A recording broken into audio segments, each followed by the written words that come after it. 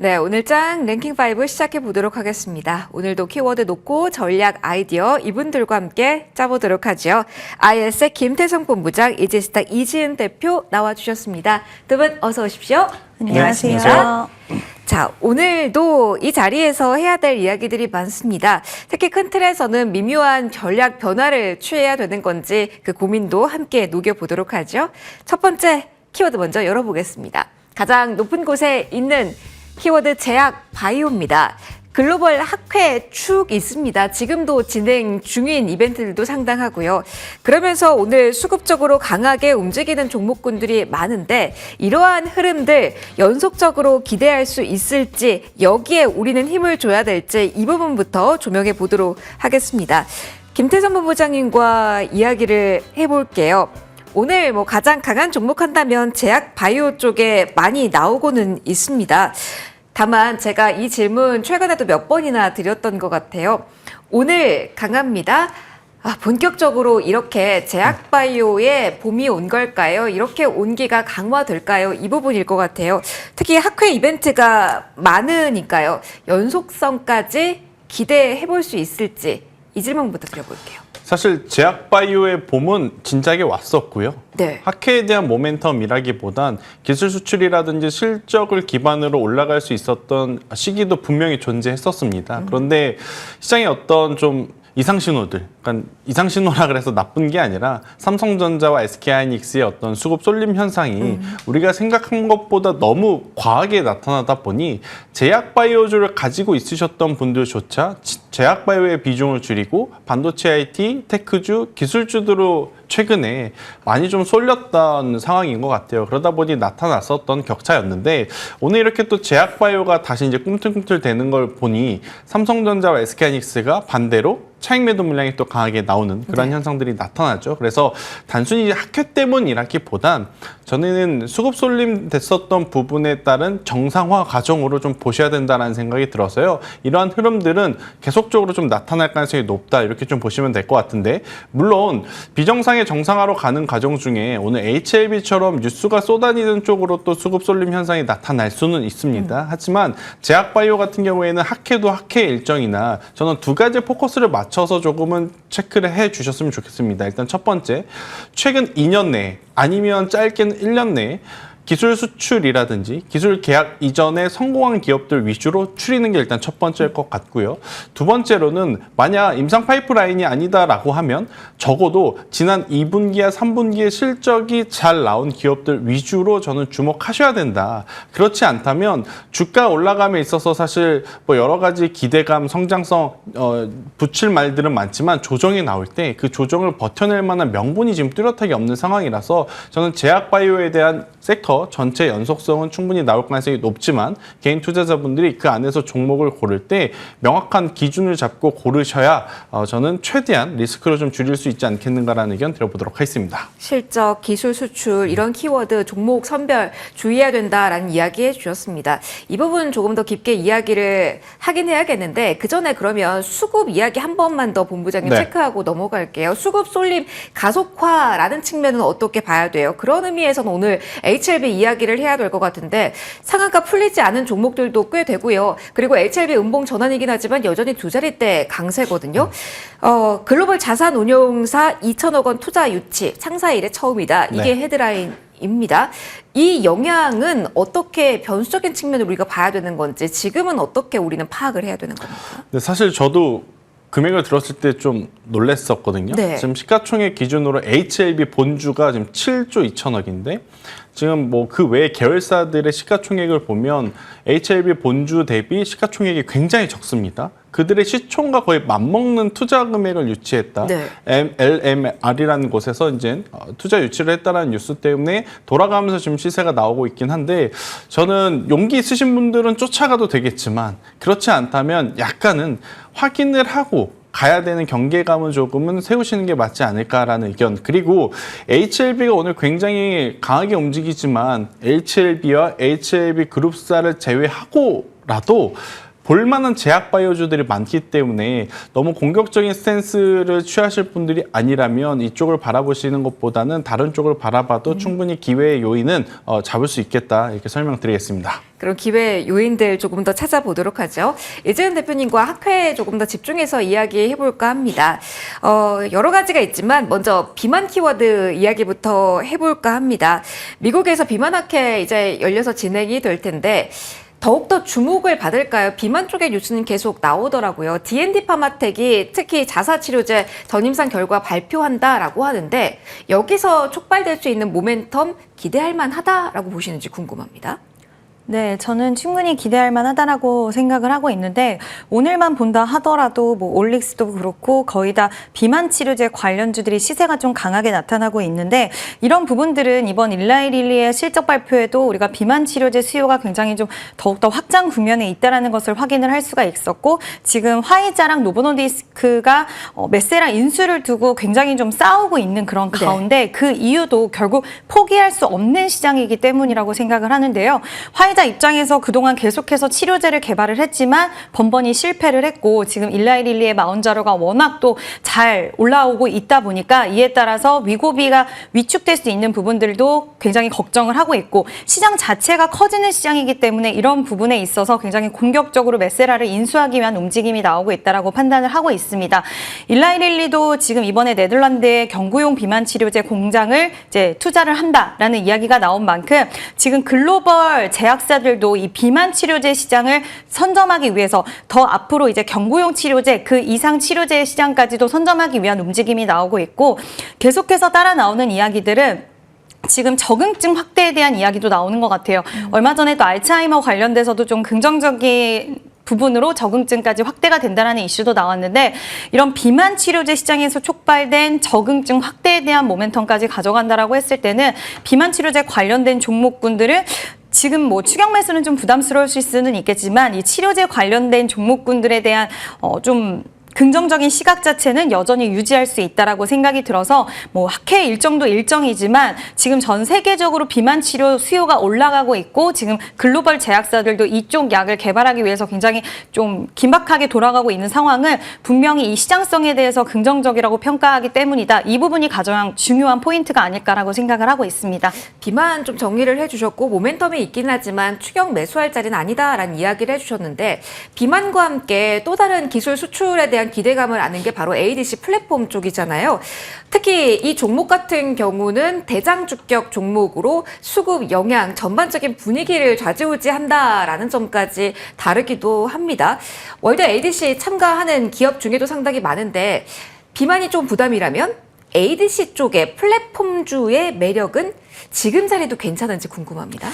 리가켄 바이오와 ABL 바이오 그리고 삼성 바이오로직스 이렇게 봤을 때 사실 저는 리가켄 바이오하고 ABL 바이오 같은 경우에는 충분히 매력도는 있다라고 생각을 하고 있습니다. 특히 ABL 바이오는 이번에 학회에 대한 일정도 있긴 하지만 다음 달에 ABL 206과 ABL 209에 대한 전임상 IND 신청 일정도 또 있어요. 그래서 이 부분에 있어서 리가켄 바이오는 원래 ADC 쪽으로 워낙 기술 이전이나 이런 것들을 증명해 왔던 기업 이기도 하고 또 ABL 바이오는 일정에 대한 모멘텀도 있기 때문에 오늘 가장 중요했던 거는 저는 이제 시가총액 1위인 알테오젠이 전의 고점을 큰 이슈를 가지고 가기보다는 큰 이슈는 없이 물론 코스피 이전 상장이라든지 이제 수익화에 대한 모멘텀이 있다라고는 하지만 오늘 장장 이슈가 크게 나오지 않았음에도 전 고점을 돌파를 해주는 모습이 나왔기 때문에 ABL 바이오도 비슷한 양상으로 가고 있다. 그만큼 힘이 좀 이쪽 바이오 쪽에 실리고 있다는 생각이 들어서 리가켄 바이오와 ABL 바이오는 충분히 지금 구간에서도 저는 좀 매력적으로 볼 수 있지 않을까라고 생각을 하고 있습니다. 알겠습니다. 매력도가 많이 있고 뉴스가 있기 때문에 궁금하신 분들 많으실 것 같습니다. 그래서 좀 종목 좁혀서 알고 싶으신 분들도 많으실 텐데 김태선 본부장이 오늘 비만 키워드 안에서 비만이랍니다. 제가 제약바이오 이야기하고 있었죠. 이 안에서 원픽 가져오셨습니다. 궁금한 종목입니다. 시데모 쪽으로 보셨을지 신약 쪽으로 보셨을지 원픽의 핵심 종목과 함께 공개해 주시죠. 제가 오늘 가지고 온 원픽은 ST팜을 가지고 왔는데요. 사실 에이벨바이오, 리가켄바이오, 알테오젠은 지난 10월달, 9월달에 조정 시에 계속 좀 가지고 있어야 네. 제약바이오 시대가 오면 우리가 아쉽지 않다라고 말씀을 드렸기 때문에 그쪽 외에서 실적이 나오는 쪽으로 좀 압축을 해보면 당연히 삼성바이오로직스, 셀트리온, 그리고 ST팜과 같은 기업들은 저는 충분히 보셔도 괜찮다라는 이야기를 드리고 싶습니다. 오늘 이제 제약바이오가 흘러가다 보니 특히 HLB를 이야기하고 HLB 주가를 보고 ST팜 주가를 보면 이게 뭐야? 라는 생각이 들 수는 있을 것 같아요. 이렇게. 아니 그렇게 좋다면서 너가 좋지 않다고 한 쪽은 지금 두 자릿수 상승이 나오고 있는데 왜 ST팜은 보합권에서 흘러가고 있느냐라고 좀 섭섭하게 생각하실 수는 있겠지만 결국은 지금 지수가 만약 중간적으로 기술적으로 만약 조정이 나오게 된다라고 하면 저는 실적이라고 하는 명분이 확실하게 있는 쪽을 가지고 있어야 마음이 불편하지 않다라는 이야기를 좀 드리고 싶습니다. ST팜 같은 경우에는 3분기 영업이익입니다. 매출이 아니라 전년 대비 굉장히 큰 폭으로 상승을 했다고 좀 보시면 될 것 같고 그리고 이제 올리고 핵산 같은 경우에는 이 공장을 돌려서 생산을 해내는 그러니까 가동률을 우리가 확인을 하면서 예측을 할 수 있는 포인트이다 보니 저는 안정적으로 투자할 수 있는 부분이라고 좀 생각이 들어요. 그래서 이제 CDMO, CMO 쪽으로 공장을 많이 돌려서 많이 생산을 할 수 있는 만큼 경쟁력이 계속 강조가 되고 있는 그런 상황이라서 ST팜 현재 구간에서 9만 원이라는 가격대 밑으로만 내려오지 않는다라고 하면 1차적으로는 저는 13만 원까지 한번 돌파 가능하다라고 생각이 들고 있고요. 만약에 올라감에 있어서 4분기 실적에 대한 이야기 네. 혹은 새로운 신규 수주에 대한 이야기가 나오면 더 큰 폭으로 상승할 가능성도 굉장히 높다라는 의견 드리겠습니다. 안전판 있는 쪽을 보자라는 의미에서 ST팜 원픽으로 제시해 주셨습니다. 제약바이오 둘러싼 이야기 많아서요. 함께 나눠봤고요. 두 번째 키워드로 넘어가도록 하겠습니다. 이쪽도 궁금하시죠? 2차 전지 이야기 해볼 겁니다. 삼성 SDI가 그 중심에 있죠. 자, 어떻게 오늘 이슈를 해석하는 게 맞을까요? 하나씩 풀어가 보도록 하겠습니다. 이지은 대표님, 어제 단독 보도가 한 언론사에서 나오면서 삼성 SDI가 테슬라 뚫었다. 이게 가장 핵심적인 내용이었습니다. 물론 회사 측에서는 아직 결정된 거 없다라는 공시를 하면서 기대감이 추가로 얹어지진 않았습니다만 그래도 상승세가 유지가 되고 있습니다. 어떻게 지금 자리에서는 판단을 해야 되는 건지 일단 반응이 있었다, 그럴 수 있다라는 쪽에 무게를 둘지 아니면 불확실성이 심한 구간에서는 아직은 안 봐야 되는 건지 관련된 모멘텀 해석 어떻게 하고 계십니까? 네, 일단 삼성 SDI에서 논의는 진행 중이다라고 이야기를 맞아요. 했어요. 확정은 아니지만, 그래서 시장에서는 최근 ESS 관련된 시장 방향성 자체를 굉장히 긍정적으로 봤기 때문에 이 부분에 있어서 가능성이 크다라고 무게중심을 주고 좀 해석을 하고 있다라고 보고 있고요. 오늘 장 초반에 비해서는 조금 밀린 모습이 나와주고 있기는 하지만 여전히 상방으로 추가적인 시세에 대한 부분들은 좀 가능할 수 있지 않을까라고 보고 있고 오늘도 중소형주들 중에서 이제 ESS의 키워드를 갖고 상승 탄력이 나온 종목들이 좀 많이 있었습니다. 그만큼 지금 전력에 대한 수요라든지 전력이 우리나라도 마찬가지로 이야기가 전 세계적으로 나오는 게 AI가 지금 확장하고 있지만 가장 중요한 부분은 전력에 대한 부분들이 이제는 더 중요한 싸움이다라고 이야기가 나오는 만큼 이 전력 관련돼서 지금 2차 전지 관련된 종목군들이 굉장히 좀 이제 붙어줬기 때문에 저는 충분히 삼성 SDI 관련돼서 아니다라는 이야기가 아니었기 때문에 시장에서는 긍정적으로 해석을 할 수 있는 가능성이 있다라고 생각을 하고 있고요. 그래서 삼성 SDI뿐만 아니라 오늘 LG 에너지 솔루션도 뭐 힘이 약간 약하기는 하지만 전반적으로 시가총액 상위 종목들이 코스피 시장에서 좀 눌림이 나왔는데 2차 전지 관련돼서는 좀 버텨주는 모습이 나와줬다라는 것은 그만큼 2차 전지 자체도 지금 시장이 바라보는 시장 자체, 투심 자체가 긍정적인 쪽으로 흘러가고 있다라고 판단이 들어서 만약 내가 바닥권에서 매수를 이번에 했다라고 한다면 비중을 저는 조금은 줄여둘 필요는 있다라고 봐요. 수익 차익 실현에 대한 물량들. 왜냐하면 지수가 지금 너무 부담스럽게 많이 올라오다 보니까 단기적으로 올라오다 보니까 최근 들어서는 이 자금 자체가 너무 변동성이 확대가 되는 국면 속에서 이게 우리가 앞을 좀 알 수 없는 불안한 심리들도 작용이 될 수 있고 생각했던 것보다 조정의 깊이가 좀 깊게 나올 경우들도 염두는 좀 해둬야 되는 시기라고 판단이 들어서 최근 말소하신 분들은 비중을 좀 줄이고 차익 실현은 어느 정도 하시는 게 좋을 것 같고요. 다만 2차전지 관련돼서는 최근 대장주격의 성격을 갖고 있던 종목들이 여전히 좀 긍정적인 모습들 보여주고 있고 ESS 관련돼서는 지금 이제 새 공제 혜택이라든지 이런 것들을 받을 수 있어서 삼성 SDI는 다음 분기의 시즌에 실적도 좀 기대할 수 있는 여력들도 남아있다라는 판단 하에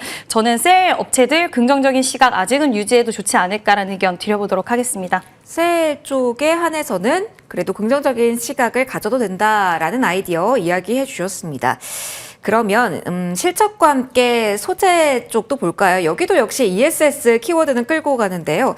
에코 프로비엠 오늘 오전에 실적 나왔고 여기에서 출발해서 좀 질문 가보도록 하겠습니다. 김태승 본부장님, 네. 일단은 뭐 흑자 이야기가 나왔는데 뭐 흑자 이 키워드에 대한 반응이 그리 강하지는 않은 것 네. 같습니다. 뭐 ESS 이야기를 하면서 더욱더 실적 회복세 이어간다고는 했지만 전체 뭐 섹터에 미치는 영향력도 크진 않고요.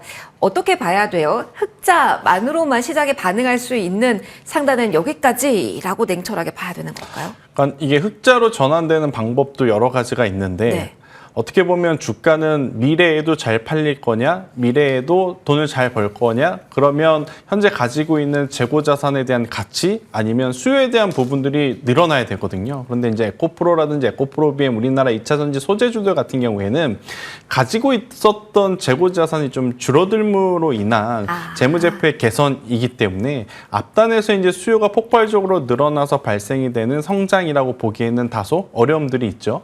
반대로 LNF 같은 경우에는 조금 다른 시선이 필요할 것 같습니다. LNF는 실제로 지금 수요가 좀 늘어나고 있음을 한번 확인을 했던 실적이기 때문에 시장에서도 이 부분은 조금은 더 높게 점수를 주는 것 같아 보여요. 하지만 결국 대다수의 2차전지 소재 관련주들이 과거의 그 영광을 재현하려면 ESS 에너지 저장 장치가 지금 심폐소생술을 해주고 있지만 전기차에 대한 모멘텀이 강하게 붙지 않는다면 기술적인 반등 그 이상의 어떤 추세의 되돌림이 나오기에는 시간이 더 많이 필요하거나 새로운 트리거가 저는 좀 필요하다라고 봅니다. 우선 단기적인 시세는 저도 아직은 죽지 않았다라고 판단이 들어요. 물론 LG엔솔과 삼성 SDI의 뉴스가 우리가 이미 알고 있고 그에 따라서 선반영이 되었기 때문에 먼저 올라온 측면이 있어서 오늘 다소 아쉬운 모습을 보이나 그래도 추가적인 상승세에 대한 기대감은 열어두지만 여러분들이 3년 전에 봤었던 그런 높은 가격대까지 다시 올라오는 것은 조금 어렵다고 저는 생각을 하고 있고 그리고 현재 구간에서 그러면 추가 매수를 해서 평단가를 낮추면 어떨까요? 라고 이제 생각을 하시는 분들에게도 그것 또한 저는 위험하다. 여기에 자금이 묶이고 지금 코스닥 지수가 올라가면 제약바이오가 한 번 더 랠리를 펼치면 이제는 반도체 포모가 아니라 또 제약바이오의 포모 현상도 나타날 수 있어서 저는 섣부른 추가 매수도 지금은 그렇게 좋은 선택은 아니겠다라는 의견 드리겠습니다. 쏠림이 강한 시장이라는 점도 감안해서 전략 고민 같이 해주셨습니다. 세 번째 키워드로 넘어갈게요. 이쪽 궁금하시죠? 지금 구간에서 반도체 대장주의 하락폭이 커지고 있습니다. 전력 절빈 오늘 변동성 크고요. 자, 트럼프 대통령의 한마디가 영향을 크게 미치고 있는데 블랙엘치 미국 외에는 안 준다 우리만이라고 이야기를 했습니다. 정말 AI 칩 수급에 대한 걱정을 실질적으로 해야 되는 구간인지 여기서부터 이야기 시작해 보도록 하겠습니다. 이준 대표님, 다른 이들한테 제공 안 한다 우리만 쓸 거야 이야기를 했는데 이게 궁금합니다. 정말 그러면서 우리는 AI 칩에 대한 그리고 젠슨학 CEO가 약속한 그 물건, 선물에 대한 우려를 해야 되는 건지 아니면 단순히 빌미일 가능성을 우선적으로 고려를 해야 되는 건지 이야기 좀 들려주세요. 일단 중국을 좀 겨냥한 발언이 아닐까라고 생각이 들고요. 오늘 이재명 대통령의 이야기만 본다 하더라도 이 부분에 있어서 이제 우리나라로 주는 부분에 있어서는 크게 좀 지켜는 봐야겠지만 크게 뭐 변화가 있거나 하지는 않은 것 같고 중국 쪽 겨냥한 발언이 아닐까라고 좀 생각이 들고요. 일단 전체적으로 오늘 삼성전자, SK 하이닉스가 좀 쉬어가는 국면에 있기는 한데 그 이유는 지금 SK 하이닉스 같은 경우에 투자 주의 종목으로 지정이 되면서 이 영향력이 좀 제일 크지 않았나라고 생각을 하고 있습니다. 네. 근데 원래 기존에는 우리가 반도체 투톱 자체가 좀 쉬어가면 소부장 기업들도 같이 쉬어가는 양상들이 나왔는데 오늘 그 모습들을 보면 소부장 기업들은 그럼에도 불구하고 또 시세가 강하게 나오는 쪽들이 있어요. 그래서 그만큼 반도체 섹터 내에서는 아직까지는 이 심리적인 부분이라든지 업황에 대한 상승 사이클 자체를 크게 우려하는 느낌은 안 가지셔도 되지 않을까 저는 개인적으로 그렇게 생각을 하고 있고 오늘은 투자 주의에 따른 대형주 좀 쉬어가는 국면이다라고 판단을 하고 있고 지금 삼성전자도 이번에 투자 증설에 대한 이야기 또 나왔잖아요. 그래서 소부장 기업들이 좀 움직이고 있다라고 생각을 하는데 아마 소부장 기업들에서는 생각했던 증설에 대한 이야기가 나왔기 때문에 앞으로 실적에 대한 기대감이라든지 이런 것들 가져갈 수 있어서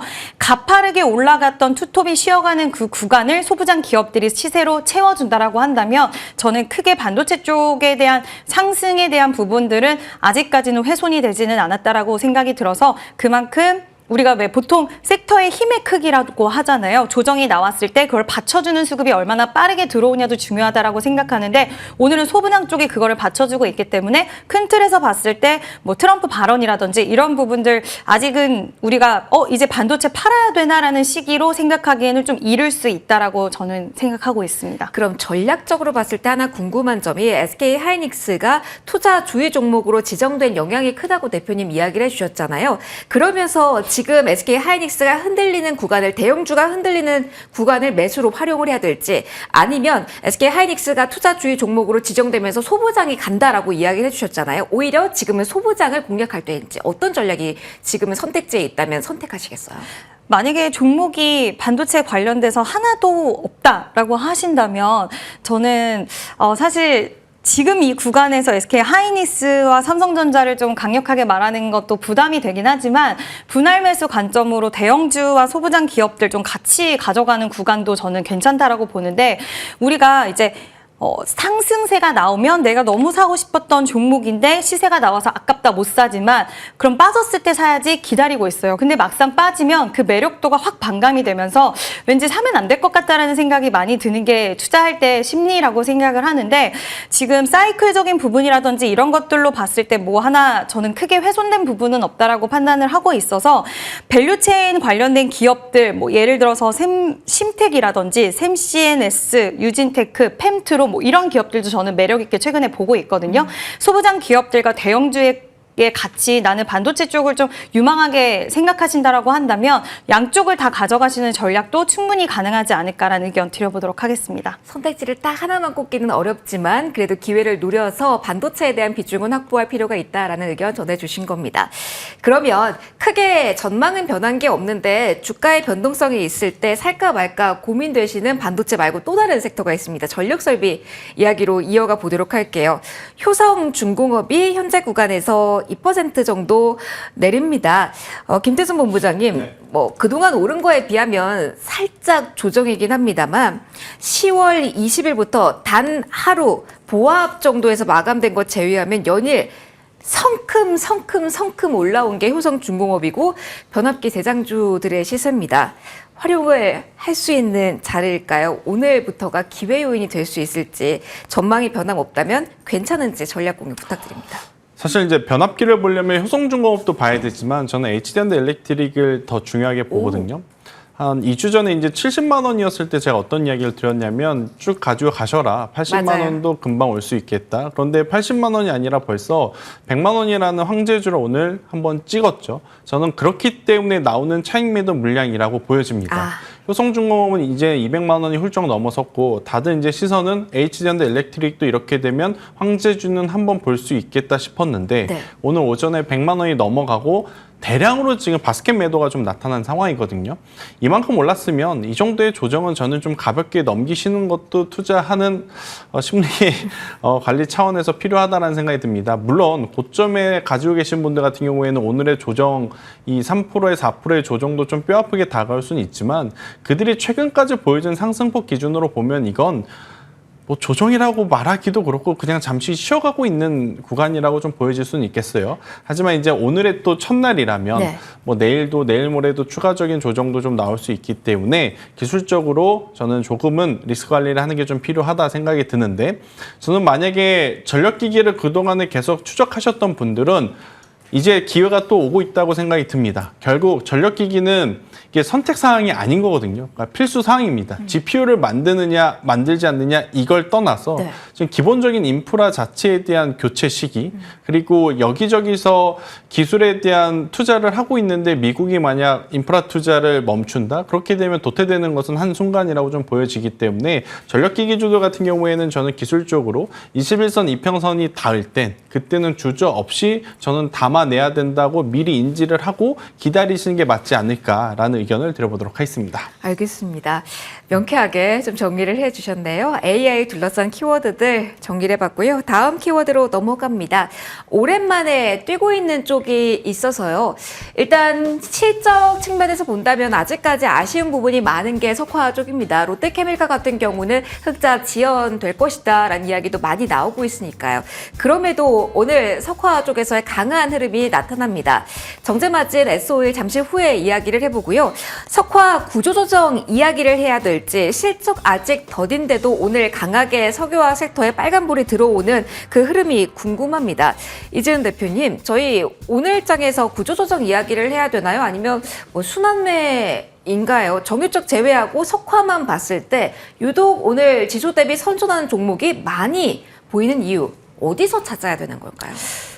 일단 대환유화 같은 경우에도 이번에 실적 같은 경우에 좀 괜찮게 나왔어요. 그래서 이 실적에 대한 모멘텀, 우리가 아직까지 업황이 턴어라운드되지 않는 부분에 있어서는 항상 우려 심리가 있었는데, 이제 한두 기업들이 실적에 대해서 좀 흑자 전환이라던가 좋은 모습이 나타나게 되면 시장에서는 이제 업황에 대한 턴어라운드에 대한 기대감을 좀 가져갈 수가 있는 그런 상황들이 연출이 되는 거와 플러스 워낙 시장의 유동성이 많다 보니까 고가권에 있었던 종목군들의 차익 실현 또는 조정에 좀 시간이 나오게 되면 바닥권에서 이제 업황이 돌아가는 쪽에 대한 모멘텀을 좀 가져가는 그런 현상들이 나오고 있는데, 석유화학 관련돼서는 이야기가 나온 게 지금 단기적으로 나오지 않았어요. 얼마 네. 전부터 석화 관련된 종목군들은 좀 긍정적인 업황에 대한 턴어라운드 이야기가 나와줬고, 그러다 보니까 시장에서 추세 자체도 최근에 LG화학을 비롯해서 종목군들이 좀 치고 올라오는 가운데 이제 다시 뭐 성장까지는 아니긴 하겠지만 바닥을 센티와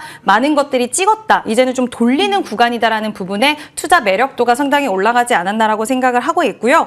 그리고 오늘 뭐 S-오일 같은 경우에도 컨퍼런스 콜에서 나온 이야기들을 보면 컨퍼런스 콜 이후에 주가 흐름들이 더 강하게 좀 이어졌는데, 대부분의 우리가 그동안 기대하지 않았던 쪽의 이야기들을 좀 이제는 긍정적으로 볼 수 있는 시각들을 열어줄 수 있는 말들이 많이 나왔기 때문에 저평가에 대한 매력도가 좀 상당히 많이 부각되지 않았나라는 생각이 들어서 중장기적으로 좀 괜찮다라고 항상 이야기를 드렸던 것 같은데, 이제는 좀 그 시간 자체가 좀 더 압축이 될 수 있는 시기가 도래했다라고 생각이 들어서 보유하신 분들은 좀 긍정적인 시각으로 충분히 보유 관점을 유지하셔도 좋지 않을까라고 생각을 합니다. 모멘텀이 계속 조금 더 부각되고 있는 쪽 S-오일 이야기를 해주셨는데요. 정유 쪽 이야기 따로 떼서 추가로 좀 해보도록 하죠. 김태성 본부장님, 네. 사실 그 전부터 정제마진 이야기가 나오면서 그 수치 확인하신 분들은 S-오일 실적 더 좋아질 거다, 4분기도 더 좋을 것이다 라는 기대감으로 선제적으로 진입하신 분들도 계실 겁니다. 그럼에도 정유 같은 경우는 참 손이 안 나가요, 안 보게 돼요 라는 이야기를 많이 하십니다. 오늘 리포트 보다 보니까 그렇게 마음이 안 가도 사셔야 돼요, 이런 이야기들도 나오더라고요. 정제 마진 그리고 샤인 프로젝트 10만 원까지 보던데 상대적인 매력도까지 S-오일 정유 섹터 내에서는 있습니까? 그러니까 정유 섹터 안에서 보면 S-오일은 당연히 돋보일 수밖에 없죠. 네. 그러니까 정제마진이 지금 S-오일을 포함해서 우리나라 3개사에서 나왔죠. SK이노베이션과 GS에서 모두 나왔는데 3개사 모두 정제마진은 당연히 흑자로 좀 나왔죠. 그도 그럴 것이 환율에 대한 수혜를 받고 있는 상황. 그리고 이제 유가의 가격이 급등락을 지금 반복하지 않습니다. 굉장히 플랫하기 때문에 어떻게 보면 정말 안전한 원자재처럼 보이죠. 여러분들 금, 은 시세 대비해서 유가 흐름 보면 유가는 양반이라는 표현이 좀 맞을 것 같습니다. 그런 상황 속에 지금 정유주들에 대한 관심도가 높아지고 있는 또 하나의 이유는 뭐냐면 화학까지 좀 같이 곁들여 봤었을 때 뭐 구조조정에 대한 부분도 맞습니다. 근데 이제 더 중요한 건 지금 이제 시기적으로 11월이지 않습니까? 11월, 12월 그리고 1월, 2월은 대체적으로 유럽이 본격적으로 겨울 시즌에 들어가거든요. 이때 그러면 움직이는 원자재가 뭐냐? 그럼 또 천연가스에 대한 이야기가 나올 수밖에 없습니다. 그러면 상대적으로 지금 가격이 저렴해 보이는 어떤 유가에 대한 수요가 늘어날 수밖에 없는 상황. 그리고 이래서 이제 정유주들이 올라갈 가능성이 높다 보여지고 있고 화학 쪽은 반대로 아니 천연가스가 올라가니 판매가에 이거를 또 전가시킬 수가 있습니다. 그런 상황이다 보니까 동일한 제품을 팔더라도 마진율적인 측면에서 더 많이 남게 되는 올해 4분기와 내년 1분기를 우리가 볼 수 있기 때문에 이 석유화학주들 같은 경우에는 긍정적으로 보여진다. 대신 투자하기에는 네, 저도 개인적으로 손이 참 안 가는 섹터임은 공유드리겠습니다. 그런 게 있는 것 같긴 해요. 하지만 어떤 분위기가 형성이 되고 있는지 함께 좀 공유를 들어봤습니다. 그러면 이쪽은 어떤 시선으로 봐야 될까요? 에이펙 전후로에서 하루하루 상승폭이 눈에 띄었던 쪽이 조선 자동차입니다. 하루로 보면 뭐 자동차, 긴 시각으로 보면 조선의 랠리였는데 오늘 조선 먼저 볼까요? 좀 많이 흔들림이 나타나고 있습니다. 단순한 차익 실현으로 봐야 되는 건지 아니면 우리가 확인 못한 다른 이유가 있는 건지 궁금합니다. 특히 HD 현대중공업과 같은 경우는 투자 경고 이 영향이라고 생각해야 될지. 이지은 대표님, 조선 어제 뭐 실적도 다 잘 나왔는데 컨콜 뭐 증권사 의견 괜찮습니다. 그런데 많이 밀려요. 어떻게 봐야 될까요? 일단 오늘 내년 글로벌 선박 발주가 15% 정도 감소할 수 있다라는 전망이 나왔더라고요. 네. 그래서 투자자들의 심리를 좀 자극시켰다라는 부분이 첫 번째 이유가 아닐까라는 부분과 두 번째로는 지금 우리가 슈퍼위크라고 해서 관세에 대한 이야기들 그리고 실적에 대한 이야기들 지난주에 상당히 좀 굉장히 팽창된 그런 이벤트들이 많았고 그 이벤트를 소화한 이후에 관세 관련돼서 앞으로 수혜를 받을 수 있었던 섹터들이 좀 지난주 후반과 이번 주 어저께까지만 해도 나쁘지는 맞아요. 않았어요. 근데 오늘 같은 경우에는 제약바이오 쪽으로 수급이 좀 이동을 하면서 전반적으로 우리가 일정 관련돼서 좀 기대 심리가 강했던 쪽에 좀 더 차익 실현이라든지 좀 매물이 나오는 그런 모습들이 나타나고 있지 않나라고 생각을 드는데 조선 관련돼서는 지금 당장 시기에 무조건 매수 관점으로 보기에 그러니까 저는 이게 보유하신 분들은 사실 오늘 선박 발주에 대한 이야기가 조금은 우려스러운 이야기 나왔지만 LNG 운반선에 대한 확대 흐름들은 저는 더 가속화될 수 있다라고 보고 있거든요. 이번에 미국 무역국제부에서 이야기한 부분은 앞으로 LNG 운반선에 대해서 미국 내에서 건조한 선박을 사용해야 된다. 물론 그 퍼센테이지가 높진 않지만 시간이 지남에 따라서 그 양을 늘려야 되는 그 구간에 우리나라가 그 부분을 건조할 수 있는 가능성 상당히 크다라고 보고 있고 전 세계적으로 지금 LNG 프로젝트가 확대되는 흐름으로 갈 수밖에 없는 상황이라서 우리나라 입장에서는 LNG 운반선에 대한 부분들은 더 확대될 수 있다라고 저는 생각을 하고 있기 때문에 오늘 보유하고 계시지 않은 분들이 매수 타이밍이다라고 말하기엔 좀 어려울 수는 있겠지만 보유하고 계신 분들은 내가 비중도 많고 이미 수익이 너무 크다라고 하신다면 일부는 좀 물량 줄여주실 수는 있을 것 같아요. 시장 분위기가 워낙 확확 바뀌니까. 근데 아예 이제는 조선주는 끝났다라고 보기에는 좀 시기적으로는 좀 더 지켜볼 필요는 있다라고 생각이 들어서 이제 보유하고 계신 분들은 일단 비중에 따라서 좀 대응이 달라지실 수 있다. 신규 접근에 있어서는 지금 굳이 밀리는 가운데 급하게 매수하실 필요는 없으니 이 부분에 있어서 어느 정도 하방 지지가 좀 생겼을 때 우리가 한번 좀 접근해봐도 좋지 않을까라는 의견 드려보도록 하겠습니다. 네, 조선 쪽 들어봤고요. 짧게만 자동차도 답변 듣고 좀 마무리할까 합니다. 조선은 그래 많이 올랐어. 그런데 자동차는 김태선 본부장이 그렇게 많이 오르지 않고 이제야 관세 리스크 해소인데 오늘 많이 빠집니다. 현대차 5% 전후입니다. 이건 어떻게 봐야 됩니까? 네, 냉정하게 말하면 관세 리스크를 100% 해소했다고 볼 수는 없죠. 우리와 이제 기존에 이제 차이가 났었던 2.5%에 대한 부분은 아직 해소를 못했으니까 그런 것도 있겠지만 앞서 이제 우리가 잠깐 언급했던 이 블랙엘 칩에 대한 공급이 지금 자동차 쪽에도 좀 타격을 주고 있는 것 같아 보입니다. 현대차에서도 받기로 되어 있었는데 이게 만약 트럼프 이야기대로 우리나라에 안 온다면 이런 불안감도 있는 것 같아요. 근데 또 그렇게 보기에는 그럼 그럼 로봇주들이 밀려 내려와야 되는데 반대로 지금 레인보우 로보틱스는 저희가 이제 방송하는 과정에 거래량이 또 급증하는 상승세가 나옵니다. 그러한 상황이라서 우선 지금 자동차 쪽에 대한 조정도 그리고 앞서 이야기한 조선의 조정도 지금 순환매의 일단 일환으로 좀 보셔야 된다라는 생각이 들고 있고 오늘보다 이제 내일 연속성을 가지고 이제 조정이 나온다면 그때는 리스크 관리를 좀 하시는 게 맞겠다라는 의견 드리겠습니다. 알겠습니다. 자, 포인트들 쭉 정리해드렸습니다. 랭킹5 여기까지 진행할게요. 김태성 본부장, 이지은 대표 두 분과 함께했습니다. 고맙습니다.